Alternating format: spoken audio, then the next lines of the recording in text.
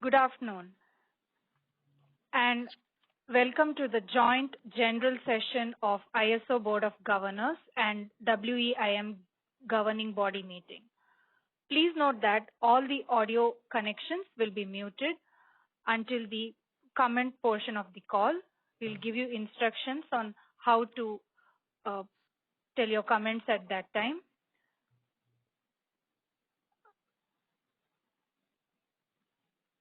If you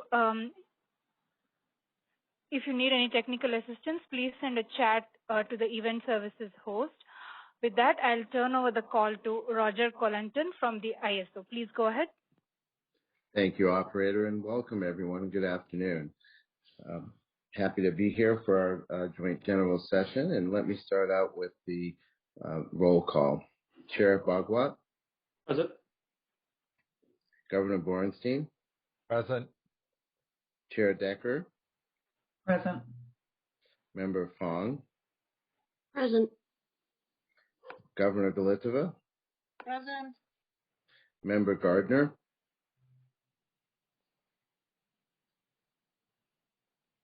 Roger, this is Jennifer. I'm present. Thank you. Vice Chair Kongzioka. Present. Vice Chair Leslie. Present. Member Prescott. Present. And Governor Shorey. Present. Thank you, board members and governing body members. We do have a full complement and a quorum. With that, let me turn it over first to Chair Decker for some welcoming comments. Thank you, Roger. I'd just like to take a minute and welcome those who are participating virtually and say thank you for making time to be with us today. I think most of us are following these two initiatives that we'll be talking about today. One is the governance review update as it applies to EDAM, and then EDAM itself. So I'm looking forward to these agenda items as we go through this meeting. Thank you. Thank you, Chair Decker. And Chair Bhagwat, over to you. I also wanted to thank everyone for attending on behalf of the Board of Governors and look forward to continuing working together with the governing body. And with that in mind, I wanted to also mention that earlier today, the Board of Governors with the governing body discussed the issue of approval of the EDAM market design, and we agreed tentatively that it should be considered a joint authority item. The next proposal will contain that as part of the proposal in order to solicit stakeholder feedback, and eventually we will go through the classification process the way we do with every other item. And I want to emphasize this is about approval of the EDAM market design. The GRC's important work on continuing to consider reform proposals about the governance of the EDAM itself when it's in operation will, of course, continue, and we'll hear more about it today. So thank you. Thank you, Chair Bhagwat. Next, the first item on our agenda is public comment, and this is for any public comment for items that are not specifically on the agenda today. So it'd be general public comment. And operator, can you open up the lines for general public comment? Sure. As we move to the comment section, feel free to place yourself in the queue by utilizing the raise hand feature located at the bottom of your screen. Move your cursor to make the toolbar appear if needed. If you're on a mobile device, tap your screen to display the toolbar, then press raise hand. You will be unmuted when it is your turn. A pop-up message will appear and you will need to accept the unmute message to become unmuted. If you're on the phone only, please press #2 to enter the queue. When your line is unmuted, please state your name and affiliation. Thank you, operator. We'll give it a moment to give people an opportunity and see if there's any comment.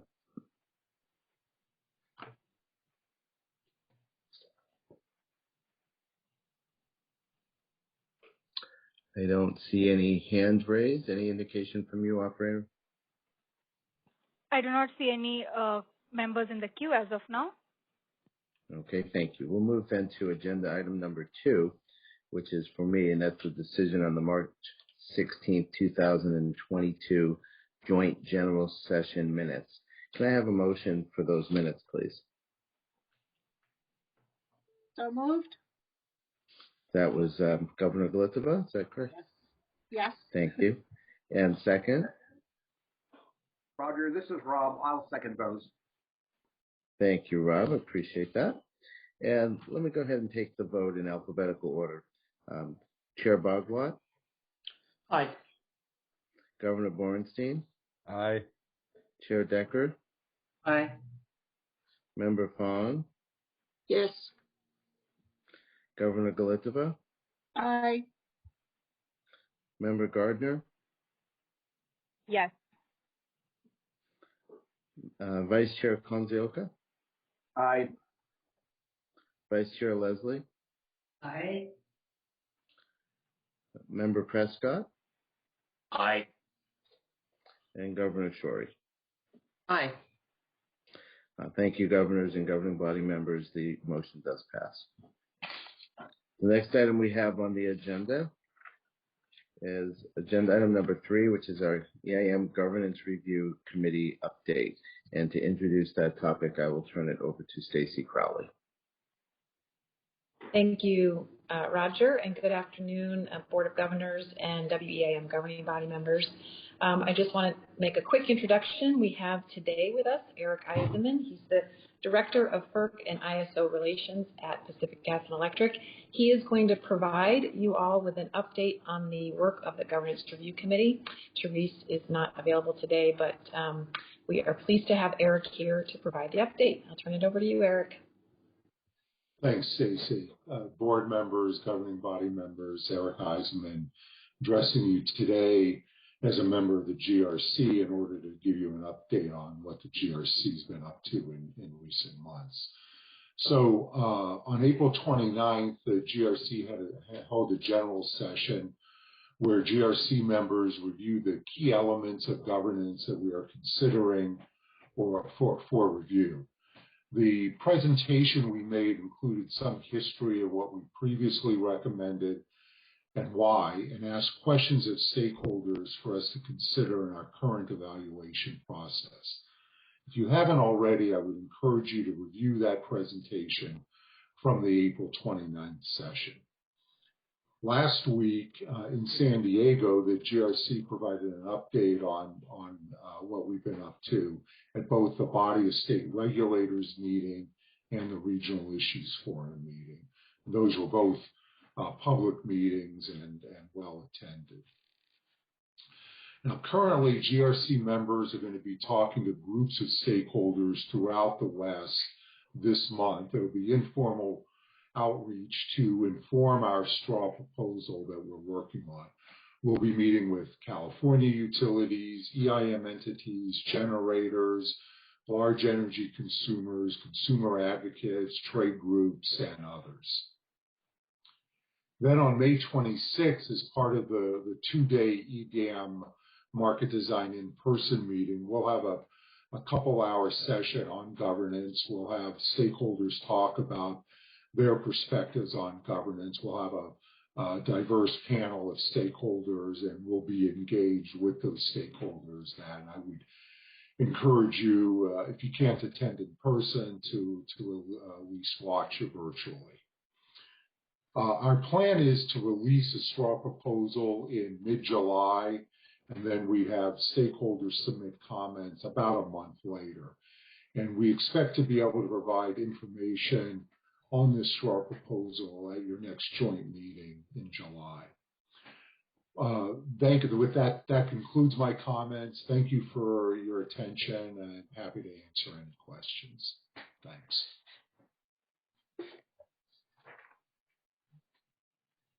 Sorry, I'm still on mute. Thank you, Eric. Appreciate your time. Any questions for Eric?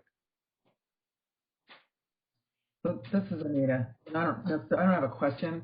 I just want to give a shout out to everyone that's working on the GRC, because you guys have been meeting a lot, and you've split up into some subgroups, as I understand it, and the subgroups are meeting a lot. And I really appreciate the thoughtfulness by which this is being approached, and just kind of on the street feedback. It sounds like it's going well, and I think that's a credit to those that are working on this proposal. So thank you, Eric.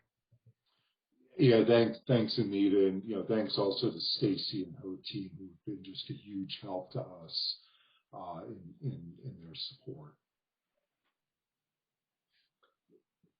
Any other comments or questions for Eric? Thank you. Okay, thank you, Eric. Let's operator, if we can check if there are any public comments. I do not see any members in the queue as of now. Okay. I heard rumor that maybe Tony Braun wanted to make a comment, and I'm not sure. Tony, are you on, and did you have a comment? Tony, if you're on, please make sure to press the raise hand icon so that I can unmute your line. Or if you're on the phone only, please make sure to press #2 so that I can unmute your line.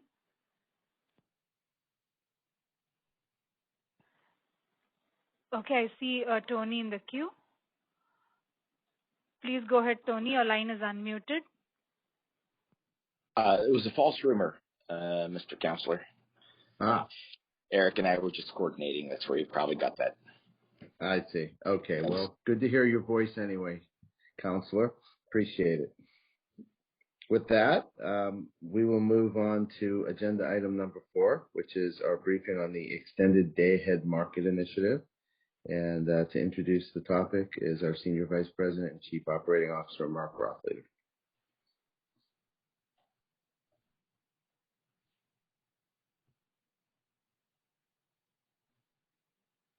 Mark, if you're on mute, please unmute your line. Sorry, I am unmuted. Sorry about that.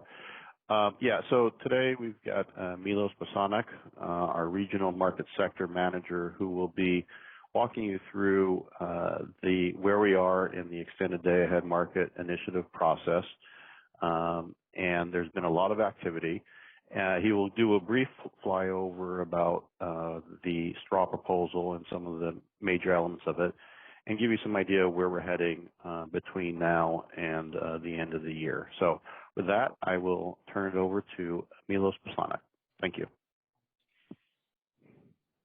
Good afternoon, distinguished Board of Governors and EM governing body members.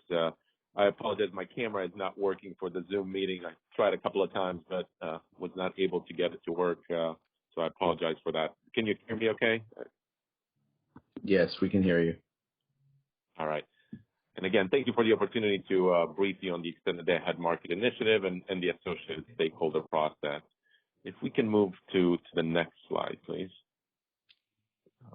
There we go, slide 2. Christina, looks like... Milos, hold on 1 second. I apologize. My just timed out. So hold on 1 second. Let me get to your slide. No problem. There, jumping ahead. Oh, Trias, I may need you to slide. It's kind of jumping ahead. Okay, sure. I'll go ahead and share it from my end. Okay.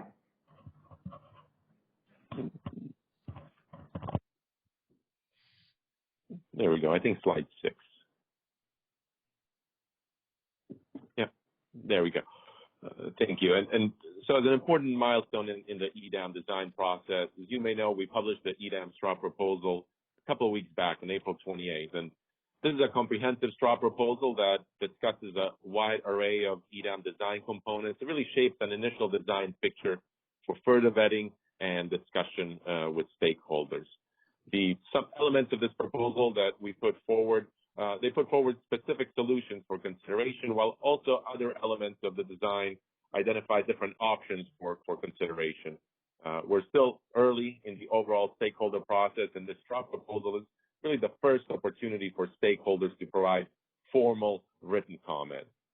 The straw proposal was informed by an open and collaborative stakeholder engagement process through stakeholder working groups that preceded the proposal. We launched those EDAM stakeholder working groups in January, and we held them through mid-March to foster really the sharing of ideas and perspectives to help us shape this first straw proposal.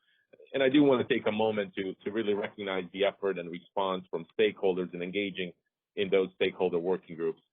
Their input and perspectives across various topics really helped inform the straw proposal, and we look forward to continuing to engage collaboratively with them and helping inform future iterations portions of the proposal. We can go to the next slide, please. Just briefly here, as an introduction, really, an EDAM design really seeks to harness the benefits of the day-ahead market in the West by building on the success and the lessons learned from the Western EIM. The EDAM can build on the extensive collaboration and success of the EIM by further building on those economic, reliability, and environmental benefits. That day-ahead optimized commitment positions supply and transmission to derive operational and capacity benefits, improving operational coordination across the footprint, and it can also help further reduce greenhouse gas emissions. You can go to the next slide, please. Okay, so over the next two slides, I'm just briefly going to give you a high-level overview of some of the key design elements that we put forward in that straw proposal. And like I said, we'll have an opportunity to continue working with stakeholders and shaping these elements through the rest of the stakeholder process. But on this slide, in terms of the participation commitment, just to give you a bit of a sense of the design, the EDAM, the straw proposal retains the EIM, the Western EIM voluntary participation model, providing really for ease of entry and ease of exit from the EDAM. Balancing authority areas that are already participating in the EIM can elect to enter and participate in the EDAM, and then once in the EDAM, that entity can exit the EDAM with a 6-month notice with no exit fees, similar to the EIM. We do recognize that the straw proposal describes a little bit some of these measures, but we do recognize the need to retain some of the measures and the safeguards that are present in the EIM today, what I think we call transitional measures, that provide for the ability to respond to abnormal market or reliability impact from participation in the EDAM, including potentially temporary participation suspension measures. We outline a number of these in the straw proposal that are already present in the EIM.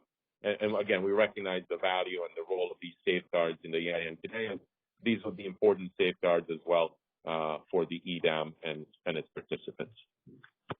You can go to the next slide, please.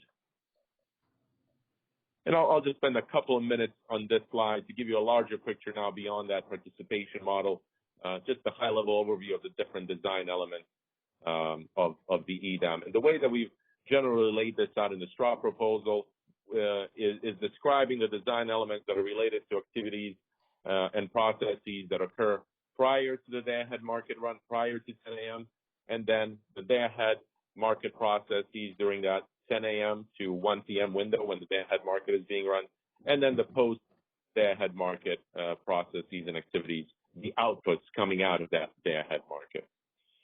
And in that pre-day-ahead category of activities, participating EDAM entities would take steps largely as they do today to position their supply and transmission portfolios to meet their expected demand and other expected obligations to ensure that they can reliably serve load and meet other needs. And so similarly in the EDAM, similar to the EIM, there would be a resource sufficiency evaluation in the day-ahead time frame that tests that each entity brings forward sufficient supply to meet its forecasted load, reserves, and uncertainty. And in the straw proposal, we lay out some of these components of the resource sufficiency evaluation while also providing the ability to test that sufficiency ahead of the day-ahead market so the parties have some time on an advisory basis to potentially cure any insufficiencies. The proposal also describes an initial set of options for consequences to consider for failure to pass the resource sufficiency evaluation the day-ahead time frame, and we look forward to stakeholder feedback on that. The other component here in the pre-day-ahead market run is transmission and the role that transmission plays in facilitating robust transfers between EDAM balancing authority areas to derive the benefits of the EDAM. And the straw proposal puts forward a concept of transmission buckets that's very similar to the framework that was introduced by EIM entities a couple of years back.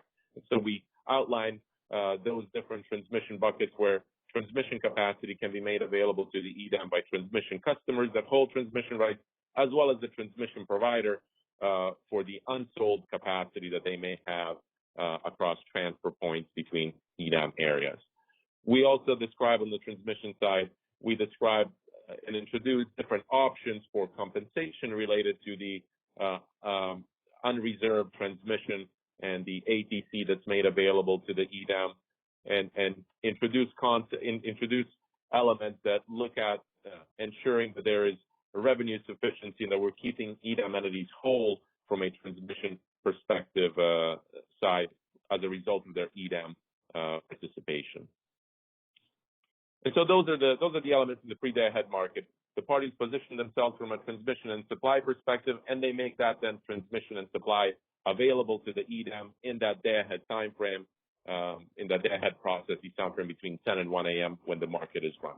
And in that sense, we put forward that IFM, the integrated forward market, and the residual unit commitment processes continue to be key elements of the day-ahead market design. And this is where the energy commitments, the resource commitments occur. This is where the transfers are identified reliably between EDAM balancing authority areas.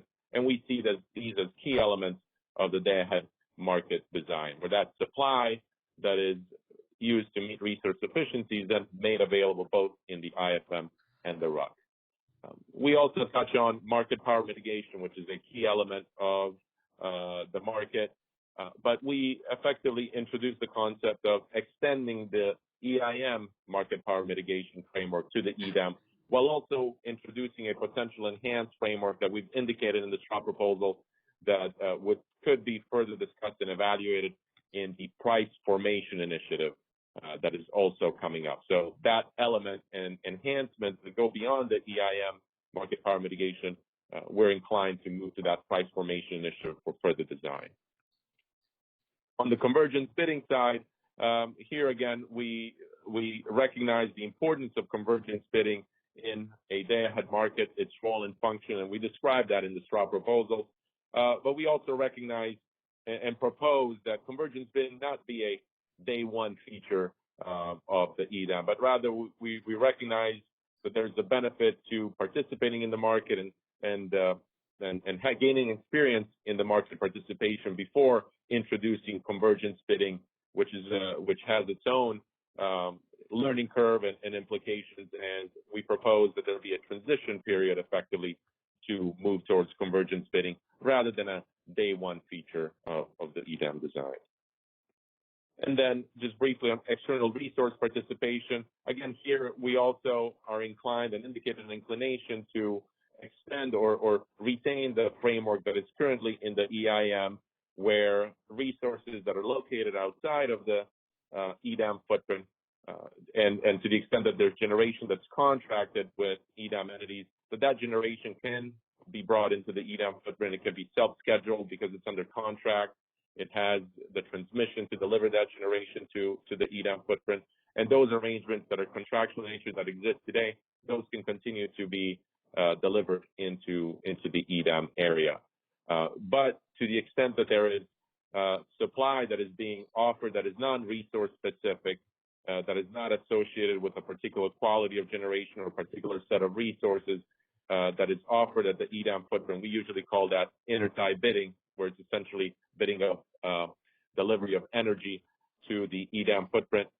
Similar to the EIM, we indicate an inclination to retain the framework where those economic intertie bidding would not be permitted at the EDAM boundary level because of some of the operational and other incentive concerns that we've outlined in the STRA proposal. And we've heard some of those same concerns expressed in the working groups by EIM entities. But we certainly seek stakeholder feedback on that topic as well. And then finally here on GHG accounting, through the working groups, we've had very robust discussions with stakeholders on this topic, and two approaches have emerged through those working group discussions. And we put forward both of these approaches as options in the STRA proposal. It's a resource-specific approach that is effectively an extension of the current EIM framework for GHG accounting with certain enhancements, and then a new approach that stakeholders have introduced, which is a zonal approach to GHG accounting. And again, we put both of those forward in the STRA proposal and seek stakeholder comment on them. We have indicated a leaning towards the resource-specific approach because we know it's a bit more defined. We know how to implement it, but we're certainly open to both of these and considering them further through the stages of the stakeholder process. And then finally, that brings me here to the post-day-ahead process. After the day-ahead market has run, there are certain outputs that come from the day-ahead market. And that includes settlement implications that once the day-ahead market closes, the market can fully settle after the close of the day-ahead market run. And in the straw proposal, we just identify some of those important settlement implications and considerations in the EDAM. And as the design evolves, I anticipate that we'll put a lot more details on the settlement elements in the straw proposal. We also discuss transfer revenue allocation as a result of transmission being made available to the EDAM, and we propose that the allocation or the allocation of transfer revenue occurs with the EDAM balancing authority area, who then has the discretion and the ability to determine through their own processes how to allocate those transfer revenues between its customers as well. We also identify how the transfer revenue is allocated between EDAM balancing authority areas, depending upon where the congestion occurs. And then finally, confidence in EDAM transfers. I think this is an important element of the overall design, where the different components of the overall EDAM design help provide and ensure confidence in transfers. EDAM entities that participate in the EDAM, they rely on market transfers to serve load reliably, and so it's important to ensure that there's dependability and reliability associated with the transfers that come out of the market. And so in the straw proposal, we've outlined how the different components, the resource sufficiency evaluation, imbalance reserve, and different market processes help ensure confidence in those market transfers. And in the stakeholder meeting that I'll mention a bit later, we will go through certain examples to further illustrate on the different scenarios how that importance of that confidence and how the market ensures confidence in transfers. So I think that covers at a high level, the overall EDAM design, and we continue to look forward to engage with stakeholders on further refinements to these. And that brings me, I think, to my last slide, on the next slide, which is where we're going next with the stakeholder process. We've scheduled a stakeholder meeting for May 25th and 26th at the ISO. It's a day and a half. May 25th is a full day meeting. May 26th is a half a day meeting. So this will be an in-person meeting as well as a virtual meeting. And that first day, the full day of the EDAM meeting, we would really dedicate to an overview of the EDAM straw proposal in the morning. But in the afternoon, we would then delve a little bit deeper in certain topics in the afternoon of day one and the morning of day two. We would delve a bit deeper and share some examples and scenarios on the transmission commitment options that we've put forward, on resource sufficiency evaluation, confidence in transfers, as well as GHG accounting. We would also, there will also be a number of stakeholder panels that will be moderated by stakeholders and consist of stakeholder representatives that would then be sharing their perspectives and views on what they've seen in the straw proposal, what's missing, what could be improved, overall sharing their perspectives on those four different topics that I've covered. And I anticipate that later this week, on Friday, we'll be publishing a draft agenda for stakeholders and identifying the moderators for the different panels, and those moderators will be identifying and working on gathering different panelists for each one of those panels. So that takes us through the May 25th and 26th stakeholder meeting. Comments on the straw proposal are due on June 16th, and we anticipate that after June 16th, we will have a period of time where we will work with stakeholders and focus technical discussions on a number of topics similar to the working group layout to further vet a number of elements of the straw proposal before preparing to publish a revised version of the straw proposal, ultimately continuing to aim for the end of the year to provide a briefing to the Board of Governors and the EIM governing body. So let me pause here. I think that concludes my slides, and see if there are any questions or if I can help answer anything. Thank you, Milos. Any questions from the ISO board or the WEIM governing body for Milos? Roger, Jennifer has her hand raised. Oh, thank you. Jennifer? Yes, thank you so much. Milos, first of all, I just want to, commend you, the ISO, the stakeholders, market participants for all of the amount of work that went into developing this straw proposal. It's an incredibly robust straw proposal, and it clearly evidences the amount of coordination and the time that went into developing it. So once again, kudos to you and everybody who was involved. I think it's at a really good place. My question is really going to be narrowly focused on the intertie bidding issue. And I know that we've talked a little bit about this in the past. I know it certainly was debated in the working groups, but, I think when EDAM, those conversations first kicked off, I think there was hope, at least among some stakeholders, that EDAM could also open up the opportunity for intertie bidding. Right now that's not being contemplated in the straw proposal. You touched upon some of the concerns that were voiced by other stakeholders, including the EIM entities, regarding the operational and incentive-specific concerns related to intertie bidding. And I was hoping that you could just really briefly elaborate on some of those concerns. And I realize some of them are outlined in the straw proposal, but just for our audience today, it would be helpful to hear a little bit more about those concerns. Thank you.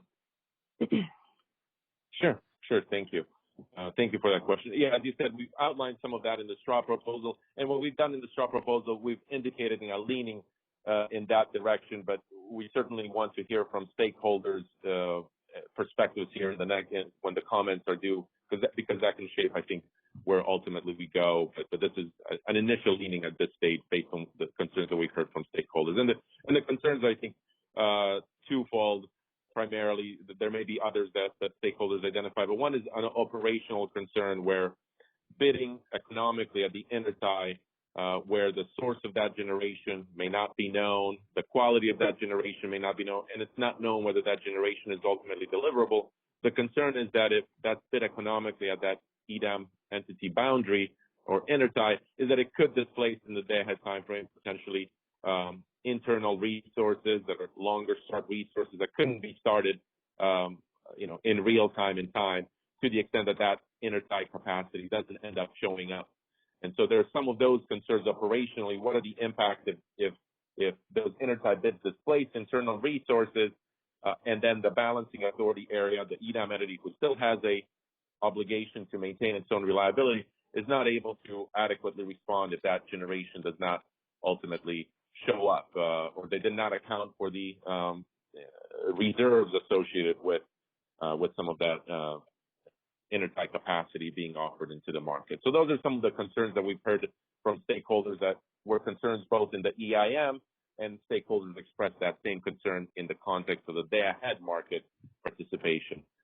The other concern that I think we've heard from stakeholders, more from an incentive participation side, is resources that are external, and particularly non-specific generation that's bidding at these borders. They could potentially derive some of the benefits of the EDAM without having made some of the similar investments that an EDAM entity makes in ensuring that it can participate in the market. And just the concept of can they derive similar benefits without necessarily having made those same investments to benefit from the EDAM. There's also, I think, a concern that we've identified regarding transmission as well, not knowing whether that capacity is deliverable to the intertie, but also the potential risk that because that generation or intertie capacity energy that's being bid in may not be under contract, is there a risk there that the entities and the EDAM entities may not be being compensated for the transmission ultimately that capacity dispatch would be using by being delivered into the EDAM footprint.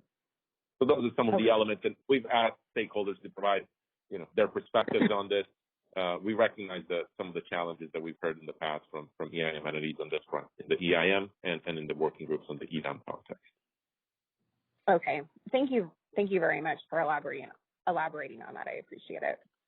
Thank you, Milos. Anita, you have your hand raised? I do. So I was really glad to hear that you said that in the workshops there will be some scenarios. Because I'll tell you, entities are already making up scenarios that they're suggesting are going to be what really will happen. So it will be great for you to do that. And to that end, are you asking any of the stakeholders or in prior to the workshop, for people to provide scenarios so that they can maybe get a clearer picture of how things might play out based on the EDAM premise versus based on what they think might happen and some rumor mills. Yeah, thank you, Anita. Great question as well. We're planning on posting an agenda here for the meeting where we'll kind of lay out what I just noted, some of those areas of focus, which is GHG, confidence and transfer, resource efficiency, and transmission commitment. And I think we can certainly, ask for a call for stakeholders to provide any kind of scenarios. I think we can do some offline outreach as well to stakeholders to request certain scenarios that they would like to see evaluated across these 4 topic areas. So I think that's a great suggestion that we can certainly employ here before the meeting. Great, thank you. Thank you, Anita. Thank you, Milos. Any other comments from the board or the governing body?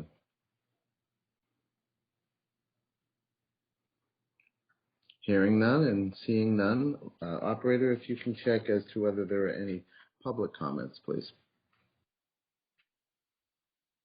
Sure. I do not see any members in the queue as of now. As a reminder, feel free to place yourself in the queue by utilizing the raise hand feature located at the bottom of your screen. Move your cursor to make the toolbar appear if needed. If you're on a mobile device, tap your screen to display the toolbar, then press raise hand. You will be unmuted when it is your turn. A pop-up message will appear and you will need to accept the unmute message to become unmuted. If you're on the phone only, please make sure you press #2 to enter the queue.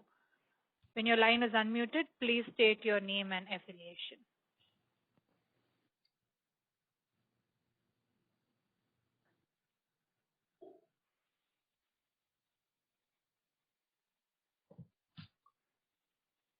I do not see any members in the queue. Thank you, operator. I don't see any hands raised.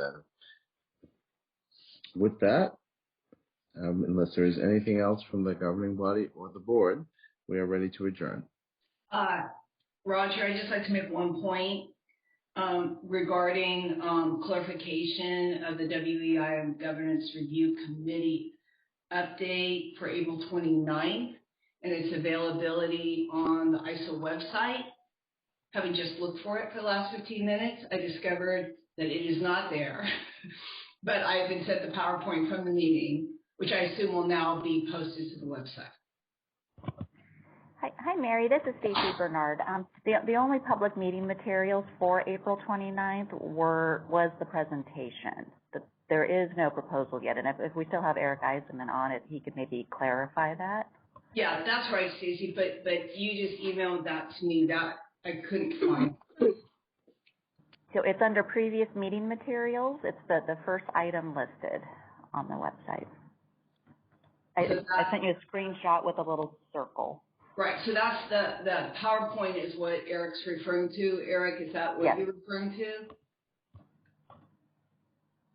Yes, Mary, that's what I was referring to. It's a PowerPoint presentation. It's not any specific proposal. Terrific. Thank you. Great. Thank you, Mary. Thank you for that clarification. Appreciate that. With that, we will go ahead Roger. I'm sorry. Val has her hand up, and I'm going to make Oh, I'm sorry. I didn't. Oh, there it is. Okay. My list is not long enough here. Val, please. Well, I just wanted to note that this will be my last opportunity to sit on the governing body and meet with the Board of Governors. And I just wanted to say bye to all of you and wish you well, because I think life's going to be pretty exciting for all of you. Well, Val, thank you very much. We have greatly appreciated your time and your service. And I believe we do have another governing body meeting with your attendance, but for the joint meeting, we'll just do a preparatory, applause and thank you. You've been on the governing body for many years and have served us extraordinarily well. Thank you. Anita?